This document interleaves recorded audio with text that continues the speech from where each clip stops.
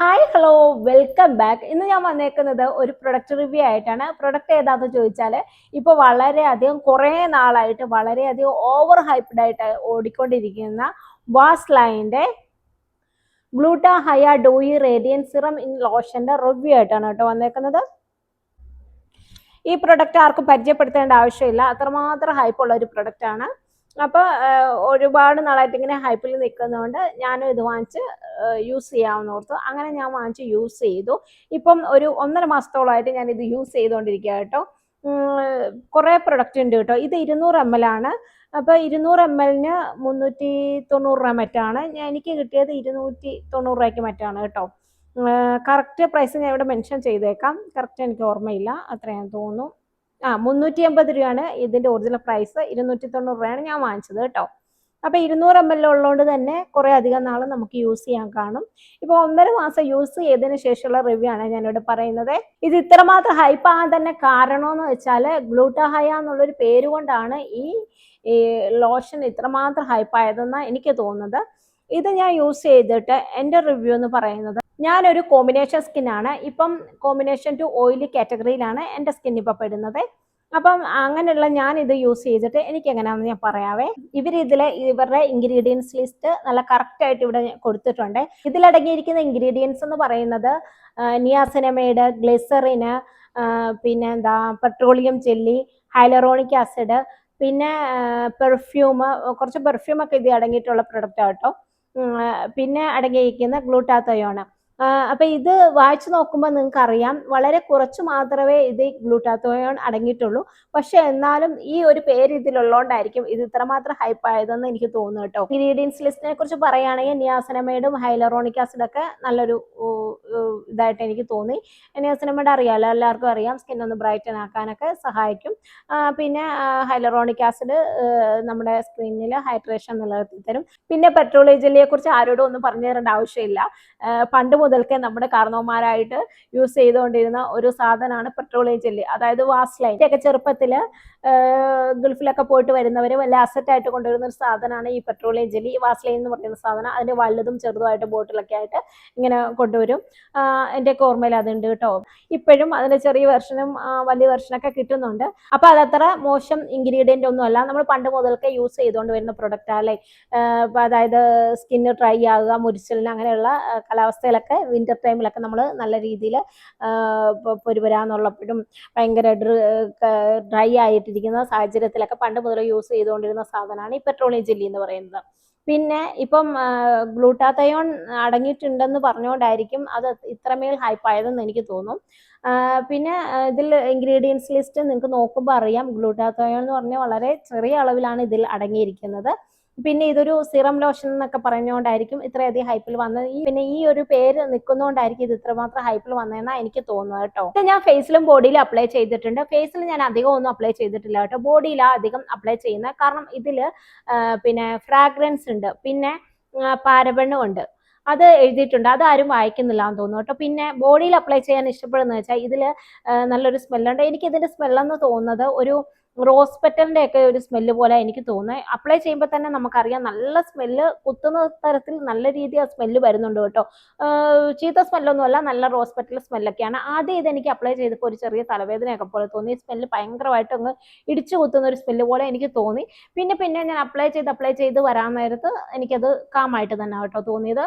അപ്പോൾ ഞാനിപ്പോൾ ബോഡിയിലാണ് സ്ഥിരമായിട്ട് അപ്ലൈ ചെയ്യാറുള്ളത്. ഫേസിൽ അങ്ങനെ അപ്ലൈ ചെയ്തിട്ടില്ല, കാരണം ഇതിൽ ഈ ഫ്രാഗ്രൻസ് ഉള്ളതുകൊണ്ടും പിന്നെ പാരബൺ ഉള്ളതുകൊണ്ടൊക്കെ എനിക്ക് ഇതിൻ്റെ ഒന്നും ശാസ്ത്രീയമായിട്ടുള്ള വശങ്ങളൊന്നും എനിക്ക് അറിയാൻ പാടില്ല. പക്ഷേ ഫ്രാഗ്രൻസ് ഉള്ളതൊന്നും അത്ര നല്ലതല്ല എന്ന് കേട്ടിട്ടുണ്ട്. പിന്നെ പാരബണൊക്കെ ഉള്ളത് അത്ര നല്ലതല്ല എന്ന് കേട്ടിട്ടുള്ളതുകൊണ്ട് തന്നെ ഞാൻ ഫേസിൽ അധികം അപ്ലൈ ചെയ്യാൻ നിന്നിട്ടില്ല. ഇനി ഇതെനിക്ക് ഫേസിൽ അപ്ലൈ ചെയ്തിട്ടുള്ള കാര്യം ഞാൻ പറയാം. ഇതിൻ്റെ ഫോർമുല എന്ന് പറയുന്നത് ഒരു ക്രീമി ജെൽ ടൈപ്പ് ഫോർമുലയാണ്. ഒട്ടും തന്നെ സ്റ്റിക്കി അല്ല. ഫേസിൽ ആണെങ്കിലും ബോഡിയിലാണെങ്കിലും അപ്ലൈ ചെയ്ത ഉടനെ ഇത് പെട്ടെന്ന് അങ്ങ് അബ്സോർബ് ആകുന്നുണ്ട് കേട്ടോ. പിന്നെ അബ്സോർബ് ആയി കഴിഞ്ഞാൽ ഇത് എന്തെങ്കിലും ഫേസിൽ ഇട്ടിട്ടുണ്ടെന്നേ നമുക്ക് തോന്നുക. അത് ബോഡിയിലാണെങ്കിലും ഫേസിലാണെങ്കിലും ഒരുപോലാണ് കേട്ടോ. ഇട്ടിട്ടുണ്ടെന്ന് തോന്നാറേ ഇല്ല, അത്രമാത്രം ഇത് പെട്ടെന്ന് ക്വിക്കായിട്ട്. ലൈറ്റ് വെയിറ്റ് എന്ന് പറഞ്ഞാൽ തീർത്ത് ലൈറ്റ് വെയിറ്റ്. എത്രമാത്രം ലൈറ്റ് വെയിറ്റ് ആണെന്ന് എനിക്ക് പറയാൻ പറ്റില്ല, അത്രമാത്രം ലൈറ്റ് വെയിറ്റ് ആണ്. ഇട്ട് ബ്ലെൻഡ് ആയ ഉടനെ ക്വിക്ക്ലി ഇത് അബ്സോർബ് ആകുകയാണ് കേട്ടോ ചെയ്യുന്നത്.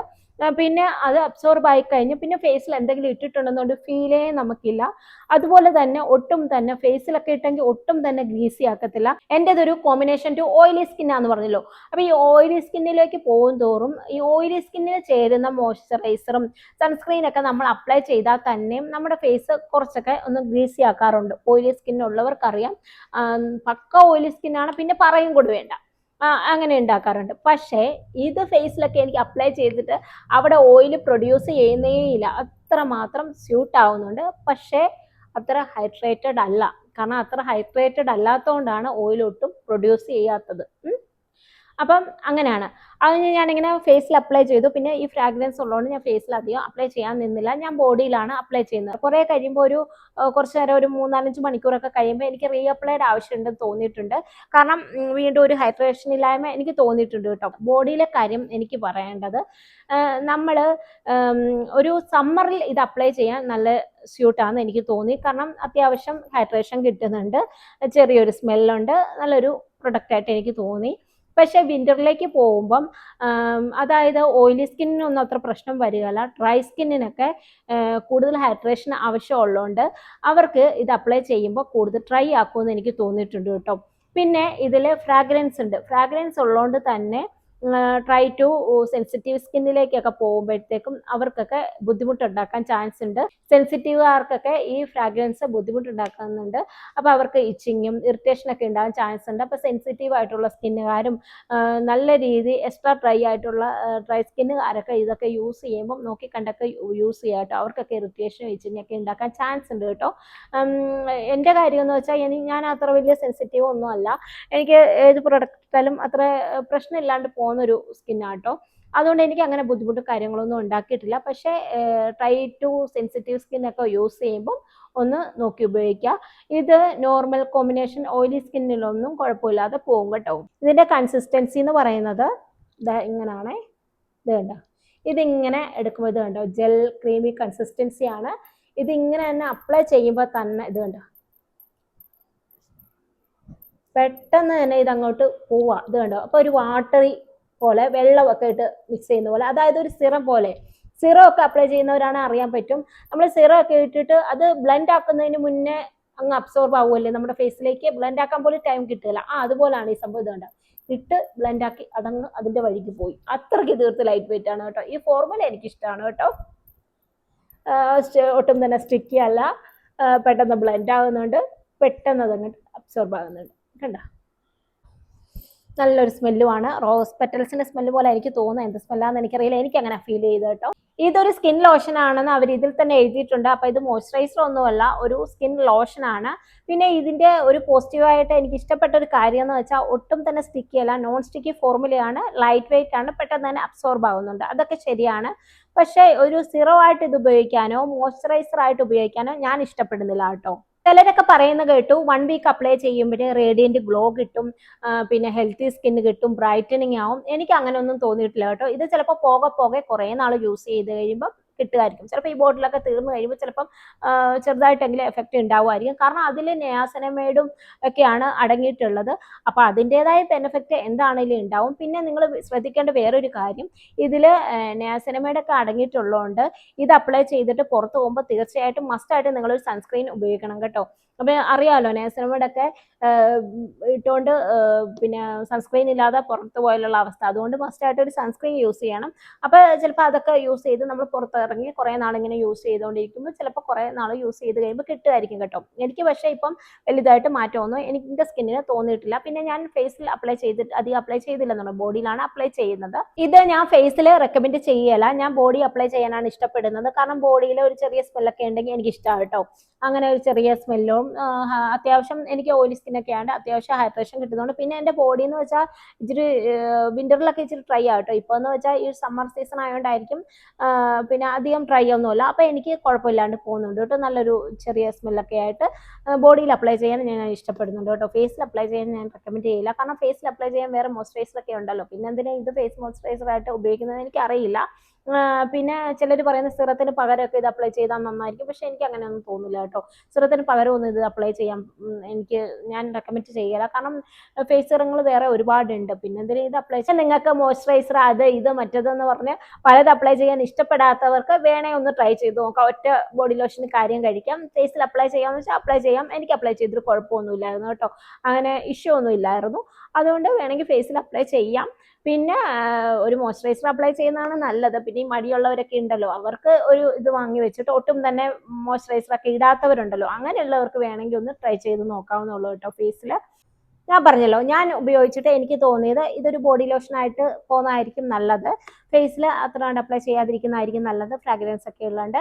പിന്നെ കോമ്പിനേഷൻ നോർമൽ ഓയിലി സ്കിന്നൊക്കെ വരെ ഇത് ബോഡിയിലാണെങ്കിലും അപ്ലൈ ചെയ്യാം. കാരണം അത്യാവശ്യം ഹൈഡ്രേഷൻ അവർക്ക് കിട്ടും. പക്ഷേ ഡ്രൈ സ്കിന്നിലേക്ക് പോകുമ്പോഴത്തേക്കും ഫ്രാഗ്രൻസ് ഒക്കെ അടങ്ങിയിട്ടുള്ളതുകൊണ്ട് സെൻസിറ്റീവുകാർക്കും ഡ്രൈ സ്കിന്നുകാർക്കൊക്കെ അലർജിയൊക്കെ ഉണ്ടാക്കാൻ ചാൻസ് ഉണ്ട്. അപ്പോൾ അതൊക്കെ നോക്കിക്കണ്ട് നിങ്ങൾ വാങ്ങുക കേട്ടോ.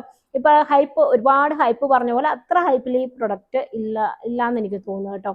ഈ പറഞ്ഞ പോലെ സിറത്തിന് പകരം ഗ്ലോയ്, പിന്നെ ഗ്ലൂട്ടാത്തയോൺ അടങ്ങിയിട്ടുള്ളതുകൊണ്ട് തന്നെ കുറേ നാൾ നമ്മൾ യൂസ് ചെയ്ത് കഴിയുമ്പോൾ ചിലപ്പം ചെറുതായിട്ടൊരു ബ്രൈറ്റ്നസ് ഉണ്ടാവും.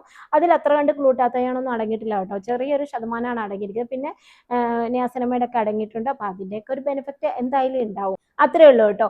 അല്ലാതെ ഈ ഓവർ ഹൈപ്ഡ് ആയിട്ടുള്ള പ്രൊഡക്റ്റ് ആയിട്ട് എനിക്ക് തോന്നിയില്ല. ഞാൻ യൂസ് ചെയ്തിട്ടുള്ള എൻ്റെ ജെനുവൻ റിവ്യൂ ഇങ്ങനെയാണ് കേട്ടോ. പിന്നെ പ്രൈസിൻ്റെ കാര്യം ചോദിക്കുകയാണെങ്കിൽ 290 രൂപയ്ക്ക് 200 ml പ്രൊഡക്റ്റ് കിട്ടുക എന്ന് പറയുന്നത് വളരെ നല്ല കാര്യമാണ്. ബോഡിയിലാണെങ്കിൽ അപ്ലൈ ചെയ്യാൻ കുറേ നാൾ കാണും. ഇപ്പം ഞാൻ 1.5 മാസം യൂസ് ചെയ്തു. ഇനിയുണ്ട് കുറേ അപ്ലൈ ചെയ്യാനുണ്ട്. നല്ല രീതിയിൽ അപ്ലൈ ചെയ്യാനുണ്ട്. അതുകൊണ്ട് കുറേ നാൾ യൂസ് ചെയ്യാൻ പറ്റിയ ഒരു പ്രൊഡക്റ്റാണ് കേട്ടോ. എന്തായാലും പ്രൊഡക്റ്റ് ഇവിടെ ഞാൻ ടാഗ് ചെയ്ത് കൊടുത്തിട്ടുണ്ട്. നിങ്ങൾക്ക് ആർക്കെങ്കിലും വേണമെന്നുണ്ടെങ്കിൽ ഒന്ന് ചെക്ക് ചെയ്ത് നോക്കിയോളൂ കേട്ടോ. ഇതൊക്കെയാണ് ഈ പ്രൊഡക്റ്റിനെ കുറിച്ചുള്ള എൻ്റെ ജെന്യുവൻ റിവ്യൂ. നിങ്ങൾക്ക് എൻ്റെ വീഡിയോ യൂസ്ഫുൾ ആയെന്ന് കരുതുന്നു. യൂസ്ഫുൾ ആയെങ്കിൽ തീർച്ചയായിട്ടും ലൈക്ക് ഷെയർ ഒക്കെ ചെയ്യുക. പിന്നെ ഇതുപോലുള്ള വീഡിയോസ് ഇനിയും കാണണമെന്നുണ്ടെങ്കിൽ എൻ്റെ ചാനൽ ഒന്ന് സബ്സ്ക്രൈബ് ചെയ്ത് തരാം കേട്ടോ. അപ്പോൾ മറ്റൊരു വീഡിയോ ആയിട്ട് കാണുമ്പോഴേക്കും ബൈ.